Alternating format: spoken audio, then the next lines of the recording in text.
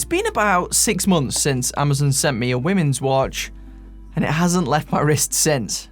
I gave this Casio A700 a glowing review back then, but how has it held up since?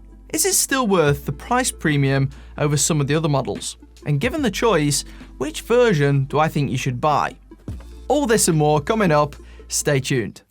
What makes a good digital watch? The answer to this question is going to vary somewhat from person to person. I'd love to hear your thoughts in the comments, but here's what's important to me. The display has to be easily readable. It needs to have a good backlight. Ideally, I'd like the watch to be as thin as possible, given the battery powered movement. And obviously, the watch has to be comfortable to wear. With my skinny wrist, the smaller the better in most cases. In an ideal world, the watch should also have a good level of water resistance for my peace of mind. I think this Casio A700 succeeds in every category apart from the latter. It's not a perfect watch, but it's close enough that I instinctively reach for it most mornings. If you've followed my channel for a long time, you'll remember in the early days, back when I had hair, I made a video about the not too dissimilar A158, which was my go-to beta watch at the time. What's funny is, I was clearing some stuff out the night before writing this script, and I found that A158 sitting in the bottom of a drawer covered in dust. Without realizing it, this A700 has completely displaced that model. There are several identifiable reasons that I think I've enjoyed this piece more. The stock bracelet is much better, as is the nightlight, which you don't have to strain to see this time. By my estimations, this A700 is also the thinnest Casio watch out there, and it shows. This newer model hugs the wrist very nicely and doesn't have the bulge towards the case area either. On paper, you wouldn't think you'd notice the difference between an 8.5mm watch and a 6mm one, but it goes a long way to making the watch look sleeker and more refined. It sits flush to the wrist, and the hooded lugs boost the lug-to-lug length to a level that looks more than suitable for a men's watch. As I pointed out in that last one, in the stock images there was actually a bloke wearing one, so I think the A700 is definitely intended as a unisex watch. While the life of a wristwatch reviewer is far from the most physically demanding, the case has nonetheless survived quite well, despite the resin construction. On a macro level, there are plenty of minor bumps and scratches, but overall it's done a little better than I expected. The same can be said for the crystal. In the comments of the last video, a few of you rightly pointed out that this is listed as mineral glass on some sites.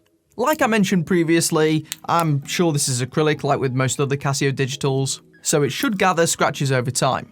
So far, it somehow appears scratch-free. Perhaps I need some more socially distanced trips to the supermarket. Until now, I've stuck with the stock 18mm bracelet. Something that I failed to point out in the last video is that the slight rigidity of this bracelet could cause some frustrations if your wrist is smaller than mine. At a modest 6¼ inches, I can just about get away with it, though the band seems determined to reach a solid circular shape, leaving a couple of small gaps. Nevertheless, versus the cheap tinny options that come fitted to most budget Casios, I can hardly complain. It's held up well, and it's doing its job whilst feeling relatively comfortable. This brings me to the other A700, the alternative version that didn't make it into the first video. Both are linked in the description for you to take a look at. Amazon covered the cost of this one for me a few weeks back, so I can have it here to compare. The bracelet is the main material difference, with this one having an even more retro vibe to it. I thought this would have a link removal system, but it still features the slide mechanism, so you can be quite precise with the sizing. Upon first impressions, this is more comfortable and flexible than the mesh option, but it's more likely to tug hairs. In terms of which colorway I prefer, at the time of making this video, I'm torn. I think the light grey option looks very sleek and is undoubtedly easy to wear with almost anything. However, when on wrist, the darker version looks much better than I anticipated from the stock images. I like how the horizontal grooves integrate well from the case to the bracelet. It's just a shame that the brushing and polishing don't match up whatsoever. The backlight improvements on these models have come in useful on a couple of occasions, though due to lockdown, it hasn't seen a great amount of wrist time on evenings out anywhere. There's no need to squint to see this one, like with the F91, though I wish the light pusher was positioned on the top right rather than the upper left. When on wrist, I naturally find myself wanting to press that area, and it's a tad fiddly to locate that top left one if it's dark or if you're wearing sleeves that might conceal it. My other nitpick is the water performance. True, Casio has a reputation for outstanding water performance, even on these cheap models. However, given the 3-bar rating assigned to this model, I've been hesitant to submerge this.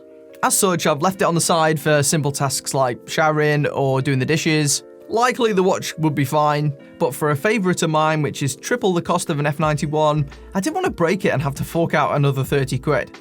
But despite the minor issues, I've got no regrets in recommending this watch to you. I've seen a ton of you comment on that video telling me how happy you are with the watch, and that's exactly why I run this channel.